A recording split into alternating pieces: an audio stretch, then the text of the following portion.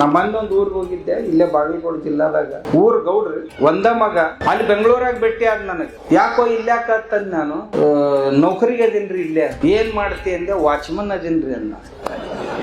ಊರ ಗೌಡನ ಮಗ ಅಲ್ಲಿ ವಾಚ್ಮನ್ ಅದಾನ. ಯಾಕಂತ ಕೇಳಿದೆ, ಬೆಂಗಳೂರಾಗ ನೌಕರಿ ಮಾಡ್ತಾರಂದ್ರ ಹುಡುಗಿಯರ್ ಕೊಡ್ತಾರ್ರಿ. ಮತ್ ನೀ ಏನ್ ಮಾಡ್ತಿ ಅಂತ ಹೇಳ್ತೀಯನ ಅವ್ರಿಗೆ ಅಂತ. ಅದನ್ನ ಹೇಳ್ಬಾರ್ದ್ರಿ ಅಂತ. ಬೆಂಗಳೂರಾಗ ಅದಾರ ತಟ್ಟ ಹೇಳೋದು. ಹುಡುಗನ್ ಲಗ್ನ ಆಗಿ ಮುಂದೆ 6 ತಿಂಗಳು ಹೋತು. ಅವೇನ್ ಹೆಣ್ತಿನ ಕರ್ಕೊಂಡು ಹೋಗ್ಲಿಲ್ಲ, ಬರುದು ಹೋಗುದು ನಡೆದಿತ್ತು. ಅವಂದ 6 ತಿಂಗಳಾಗಣ ಎಲ್ಲಾ ಬ್ಯಾಗ್ ತಗೊಂಡ ಊರಿಗೆ ಬಂದ. ಹೇಳ್ತನ್ಲಿ ಏನಾತ್ರಿ ಅಂತ. ಕಾರ್ಖಾನೆ ಬಂದ್ ಆತದು, ನಾ ಫ್ಯಾಕ್ಟ್ರಿಯಾಗ ಇದ್ನಲ್ಲ ಆ ಕಂಪನಿನ ಬಂದ್ ಆತು ಅಂತಂದ.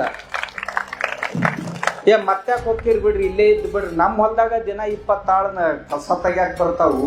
ನಾವ್ಯಾಕ್ ಮಂದಿ ಕಡೆ. ಆ ಹುಡುಗಿ ಆಟೋತಿ ಸೆಟ್ ಆಗಿರ್ತದ ಇದಕ್ ವಾತಾವರಣ. ಆದ್ರ ಮೊದಲು ಸೆಟ್ ಆಗಿದ್ರೆ ಈ ಸ್ಥಿತಿ ಬರ್ತಿರ್ಲಿಲ್ಲ. ಅವ್ನು ಹೋಗಿ ಅಲ್ಲಿ ವಾಚ್ಮನ್ ಆಗೋ ಸ್ಥಿತಿ ಬರ್ತಿರ್ಲಿಲ್ಲ. ಅದಕ್ಕ ನೀವು ಒಂದ್ ವೇಳೆ ಖರೆ ಒಕ್ಕಲಿಗರ ಆಗಿದ್ರಿ ಅಂದ್ರ, ಒಕ್ಕಲಿಗರಿಗೆ ಹುಟ್ಟಿದ್ರಿ ಅಂದ್ರ ಒಕ್ಕಲಿಗರಿಗೆ ಹೆಣ್ಣು ಕೊಡ್ಬೇಕು ನೀವು. ಬಿರುಸ ಅನ್ಸತಲ್ ಇಲ್ಲಲ್ಲ? ಬಿರುಸ ಅನ್ಸಿದ್ರು ನಾ ಏನ್ ಹಿಂಸರಿ ಮಗ ಅಲ್ಲ. ಒಕ್ಕ ಒದ್ದನ ಮಕ್ಕಳೇ ಅನ್ನವನ. ನಾನು ಒಕ್ಕಲಿಗರ ಮಗನ ಅದೀನಿ.